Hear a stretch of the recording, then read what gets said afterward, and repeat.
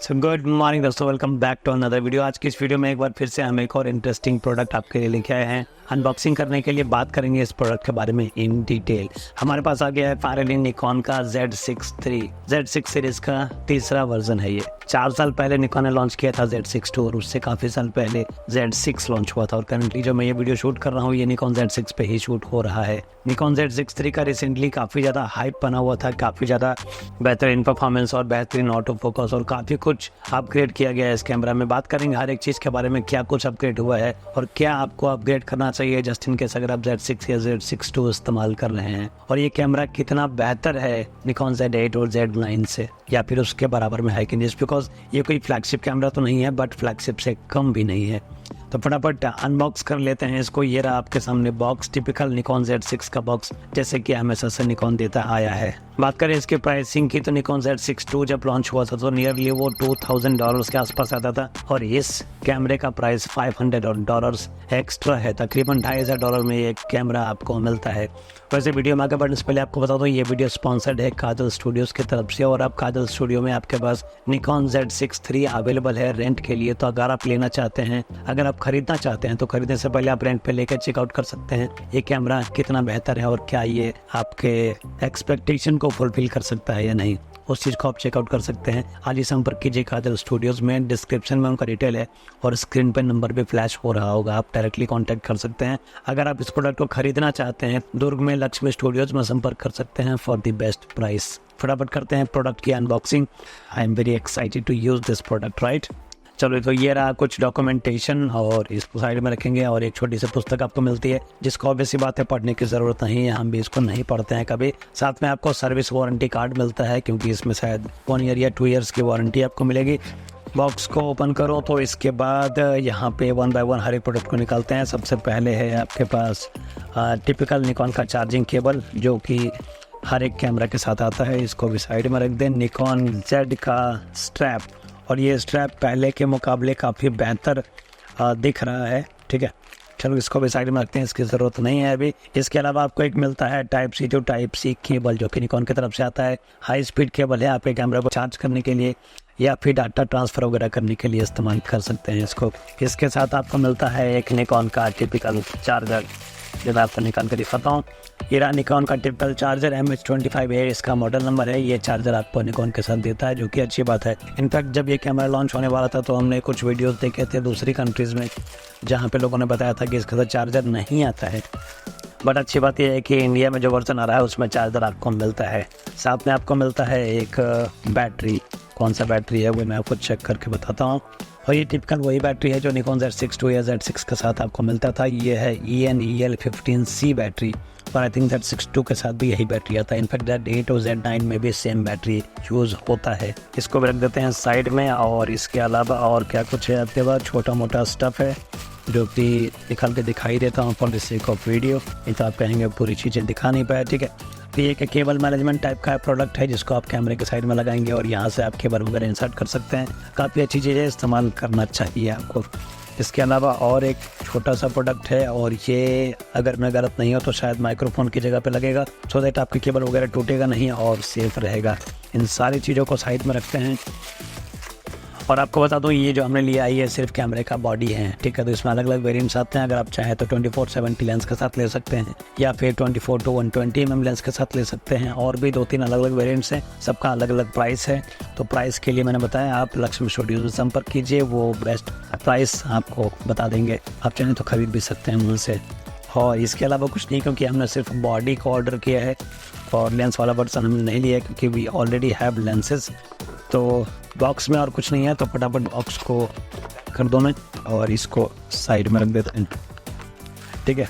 तो मैं कैमरा को ओपन करूँ उससे पहले आपको बता दूँ इस कैमरे के साथ करंटली इंट्रोडक्टरी ऑफर चल रहा है जिसमें आपको 512 GB का CFX+ type B card offer किया जाता है। और ये काफ़ी बेहतर ऑफर है जैसे यहाँ पे लिखा भी है। करंटली आई थिंक पहले इस 160 GB का मेमोरी कार्ड ऑफर किया जाता था बट लेटर ऑन इसे अपग्रेड कर दिया गया और अब निकॉन इंडिया 512 GB का मेमोरी कार्ड ऑफर करती है। मैं आपको मेमोरी कार्ड भी दिखाई देता हूँ साथ साथ। मैं मेमोरी कार्ड की बात कर रहा था, ये मेमोरी कार्ड आपको मिलता है इसके साथ। काफ़ी बेहतरीन और फास्ट मेमोरी कार्ड 1785 MB/s का स्पीड है इसका। ये आप देख सकते हैं, ये CF एक्सप्रेस का कार्ड आपको मिलता है, जो कि अगर आप मार्केट से खरीदेंगे तो ऑब्वियसली बात है काफ़ी महंगा मिलने वाला है। तो अच्छी बात है, करंटली ये कैमरा लेने का बेस्ट टाइम है क्योंकि इंट्रोडक्टरी ऑफर है और ये कार्ड भी आपको साथ में मिल जाएगा। फाइनली अब हमारे पास आ गया है निकॉन Z6 III। ये देख सकते हैं आप, ये है आपका Nikon Z6 III। First impression की अगर मैं बात करूँ, बहुत बेहतरीन और बहुत ही अल्ट्रा रिच फीलिंग आती है जब आप इस कैमरा को होल्ड करते हैं। मैं निकॉन का कैमरा यूज़ कर रहा हूँ फ्रॉम लास्ट 6 to 7 ईयर्स और निकॉन का मैं काफ़ी बड़ा फ़ैन भी हूँ, आप कह सकते हैं।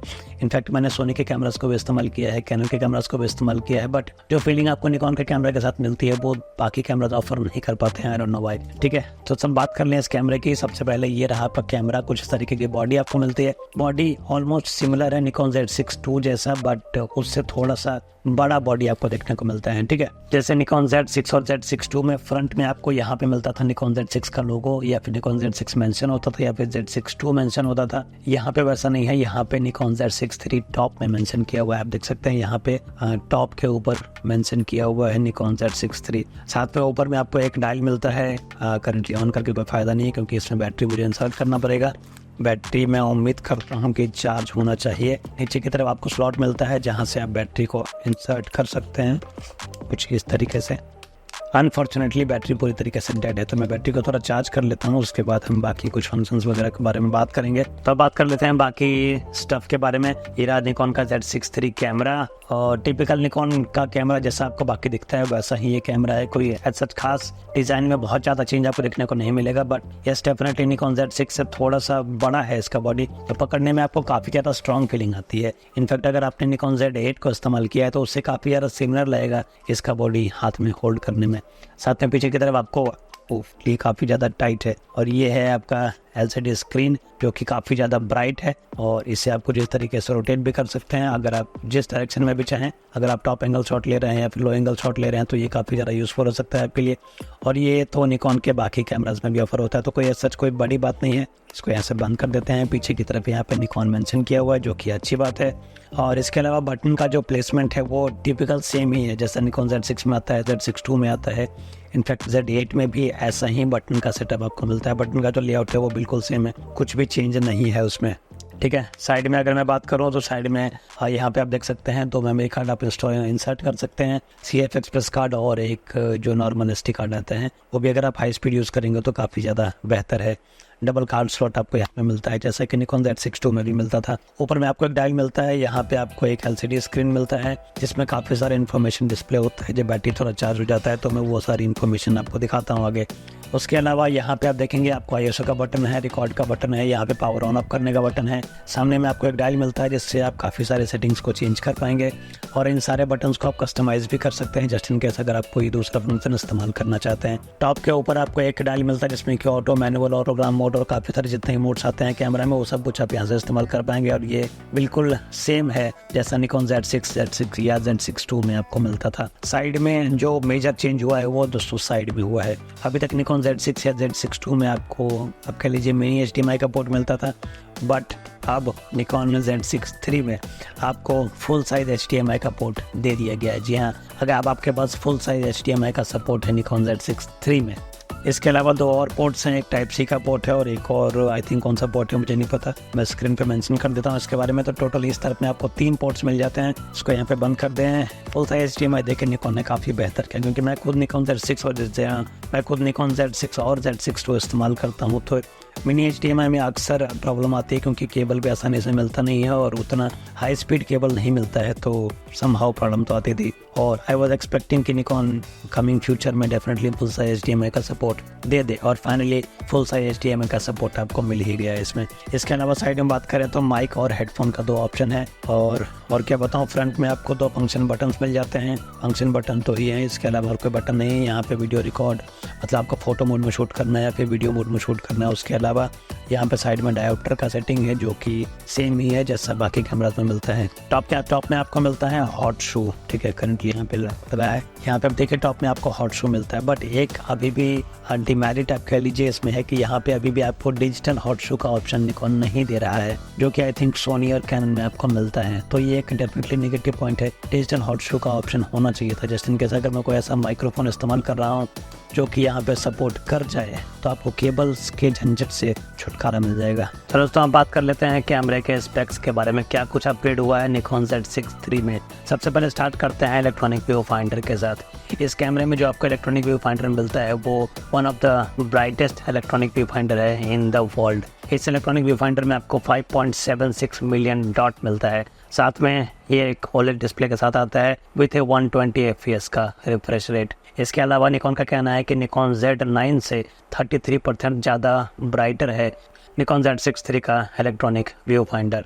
निकॉन Z9 जो कि निकॉन का एक फ्लैगशिप कैमरा है और तकरीबन 5 लाख रुपए में आता है वो कैमरा, उस कैमरे से भी 33% ज़्यादा ब्राइटर डिस्प्ले आपको देखने को मिलेगा। मैं EVF की बात कर रहा हूँ, LCD की नहीं, इस चीज़ को आप ध्यान रखिएगा। साथ में मैंने पहले बताया OLED डिस्प्ले आपको मिलता है। इस इलेक्ट्रॉनिक व्यू फाइंडर का जो मैक्सिमम ब्राइटनेस है वो 4000 निट्स तक चला जाता है। आपने सही सुना, 4000 निट्स का मैक्सिमम ब्राइटनेस आपको देखने को मिलेगा Z6 III के EVF में। अगर मैं कंपेयर करूँ Z9 से, Z9 में आपको सिर्फ 3000 निट्स तक का ब्राइटनेस देखने को मिलता है। वैसे एक और कंपैरिजन आपको बताऊँ, सोनी A7 Mark IV में आपको पता है EVF कितना ब्राइट होता है, सिर्फ 700 निट्स। आप कंपेयर कर सकते हैं A7 Mark IV, one of the best cameras है सोनी की तरफ से जो सोनी ऑफर करता है आपको। उस कैमरे की EVF में सिर्फ 700 निट्स की ब्राइटनेस आती है, जबकि Z6 III में आपको 4000 निट्स का ब्राइटनेस देखने को मिलता है। एक और बेहतरीन फीचर जो निकॉन ने Z6 III के साथ इंट्रोड्यूस किया है, अगर आप Z6 III को वर्टिकली शूट करते हैं तो पूरा जो इसका मेन्यू सिस्टम है वो वर्टिकली ओरिएंट हो जाता है और ये फीचर आपको निकॉन Z6 II में देखने को नहीं मिलता था, बट ये फीचर आपको निकॉन Z8 में इंट्रोड्यूस किया गया था। अगर मैं गलत नहीं हूँ तो शायद निकॉन Z9 में भी ये फीचर आता है, बट निकॉन Z6 में, Z6 II में या फिर Z7 II में ये फीचर नहीं था। बट अब निकॉन Z6 III में आप अगर वर्टिकली शूट करेंगे तो आपका पूरा जो मेन्यू सिस्टम है, पूरा जो इन्फॉर्मेशन है वो आपको वर्टिकली अलाइन दिखाई देगा। इनफैक्ट एक और चीज़ जो मैं मेंशन करना चाहूँगा, अगर आप इसके LCD डिस्प्ले और इलेक्ट्रॉनिक व्यू फाइंडर में कंपेयर करेंगे तो बहुत स्लाइट कलर डिफरेंस आपको देखने को मिलेगा कंपेयर टू EVF या फिर LCD। तो अगर आपने कोई एडिशनल डिस्प्ले नहीं लगा रखा है तो आप EVF से शूट कर रहे हैं या फिर LCD से शूट कर रहे हैं, दोनों में आपको थोड़ा बहुत डिफरेंस देखने को मिलेगा। तो उस चीज़ को हमेशा ध्यान में रखिए, just because if you are not having a external display. But ये ऐसा नहीं है कि आपको बहुत ज़्यादा ड्रास्टिक चेंज देखने को मिलेगा और बिल्कुल ही कलर सैचुरेट हो जाएगा। बहुत ही माइनर चेंज है, बट यस चेंज तो है। और जैसे मैंने पहले बताया, एक और बेहतरीन फीचर जो निकॉन Z6 में इंट्रोड्यूस हुआ है वो है इसमें मिलने वाला फुल साइज का HDMI। अर्लियर निकॉन Z6 या Z6 II या फिर Z7 II वगैरह में मिनी HDMI का सपोर्ट मिलता था जो कि बेटर था, बट उतना ज़्यादा हाई स्पीड नहीं होता था। बट अब यहाँ पे आपको फुल साइज का HDMI सपोर्ट देखने को मिलता है जो कि बहुत बेहतरीन चीज़ है। इसके अलावा एक और नेगेटिव पॉइंट जो मैंने पहले ही आइडेंटिफाई किया था, इस कैमरा में आपको डिजिटल हॉट शो का ऑप्शन नहीं मिलता है।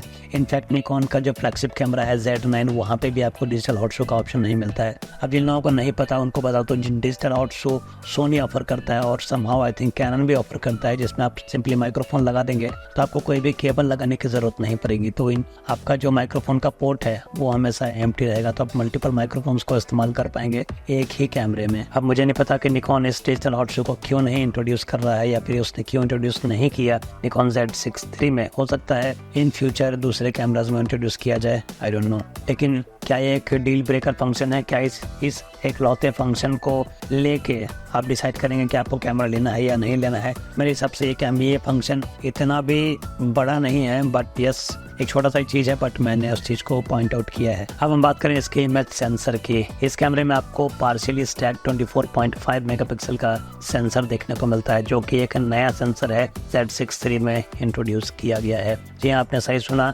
ये एक फुली स्टैक्ड सेंसर नहीं है जैसा कि आपको निकॉन Z8 या Z9 में देखने को मिलता है।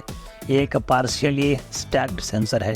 अब स्टैक्ड सेंसर का मतलब क्या होता है? स्टैक्ड सेंसर का रीड आउट स्पीड बहुत ज़्यादा होता है। इट मीन्स कि वो बहुत ज़्यादा हाई क्वालिटी इमेजेस को, हाई डेटा को बहुत जल्दी प्रोसेस कर सकता है, जिसकी वजह से आपको अल्ट्रा शार्प इमेजेस या फिर बहुत बेहतरीन वीडियो क्वालिटी या फिर इमेज क्वालिटी आपको देखने को मिलते हैं, जस्ट लाइक Z8 और Z9 में आपको देखने को मिलता है।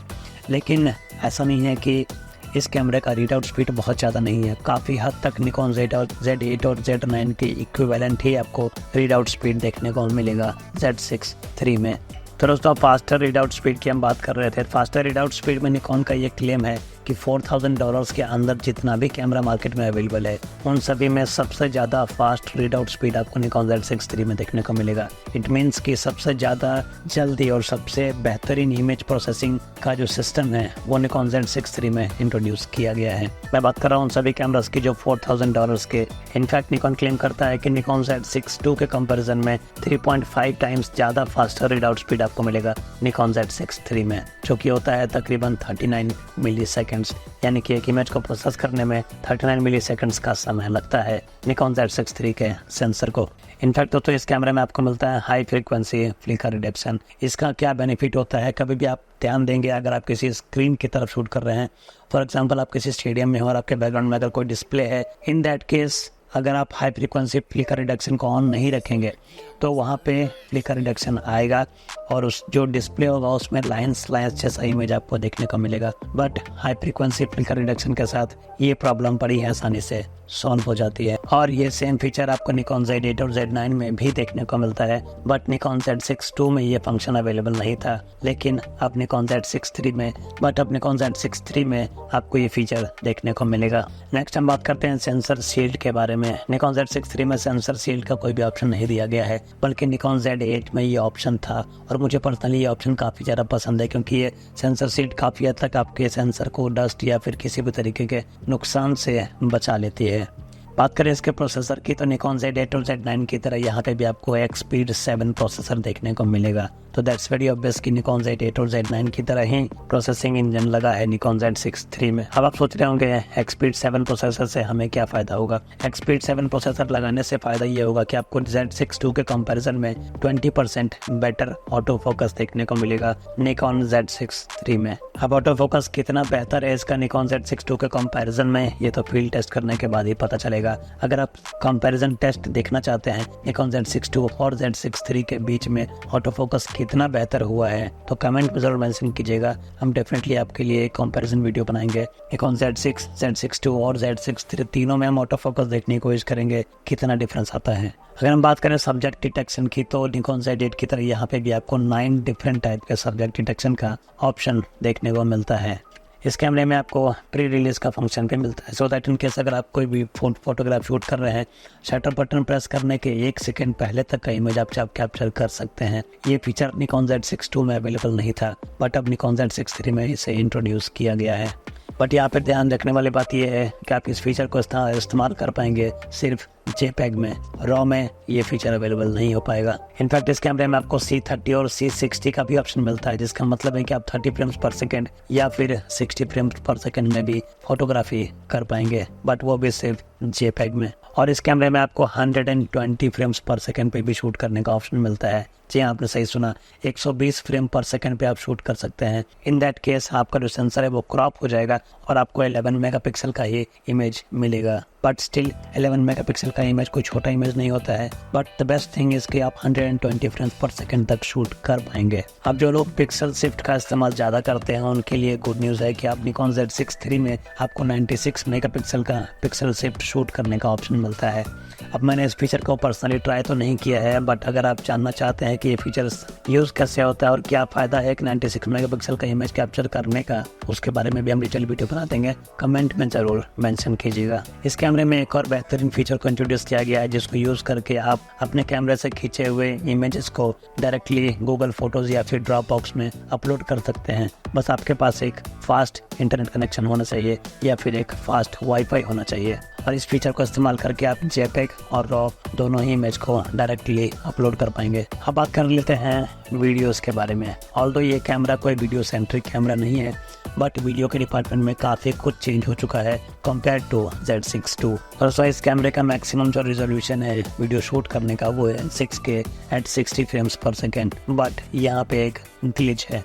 वो ग्लिच ये है कि अगर आपने इस कैमरे में इंटरनली 6K एट 60 फ्रेम्स पर सेकेंड में शूट कर लिया, उस फाइल को आप सिर्फ दाविंची रिजॉल्व के एप्लीकेशन में ही ओपन कर पाएंगे। दाविंची रिजॉल्व एक ब्लैकमैजिक की तरफ से आने वाला सॉफ्टवेयर है, एडिटिंग सॉफ्टवेयर है, काफ़ी बेहतरीन सॉफ्टवेयर है। मैं पर्सनली काफ़ी यूज़ करता हूँ सॉफ्टवेयर को along with Premiere Pro. But मुझे लगता है कि डेफिनेटली ब्लैकमैजिक ने कुछ ना कुछ तो ब्लैकमैजिक किया है निकॉन के साथ, वरना ये चीज़ें एडोबी के साथ भी किया जा सकता था।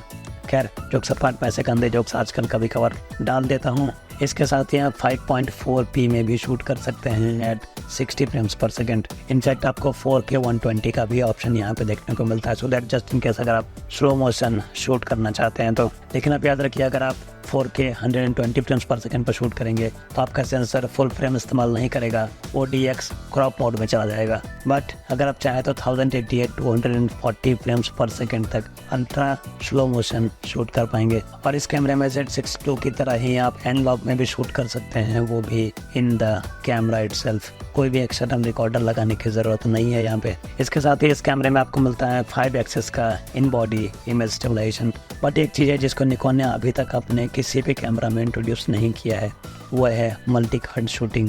अगर आप चाहें कि मैं एक ही फुटेज को CF एक्सप्रेस और SD कार्ड दोनों में ही शूट कर लूँ, डजंट मैटर, हो सकता है वो फुल HD वीडियो हो।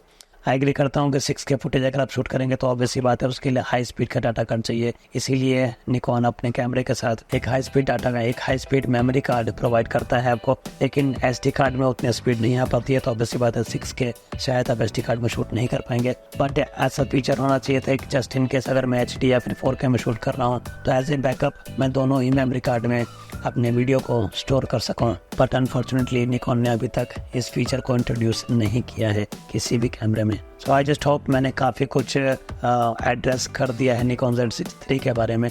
अगर मैंने किसी पॉइंट को मिस आउट कर दिया हो या फिर आपको कोई इन्फॉर्मेशन चाहिए इस कैमरे से रिलेटेड, या फिर आप इस कैमरे से रिलेटेड किसी स्पेसिफिक टॉपिक के ऊपर वीडियो देखना चाहते हैं तो कमेंट में ज़रूर मेंशन कीजिएगा। वीडियो बंद करने से पहले एक बार फिर से मैं आपको बताना चाहूँगा, अगर आप इस कैमरे को रेंट पे लेकर चेकआउट करना चाहते हैं काजल स्टूडियोज़ में संपर्क कर सकते हैं। हम मिलेंगे ऐसे ही किसी और इन्फॉर्मेटिव वीडियो में, तब तक के लिए अपना ख्याल रखिए, घर में रहिए, सुरक्षित रहिए, and as always thank you so much for watching this video.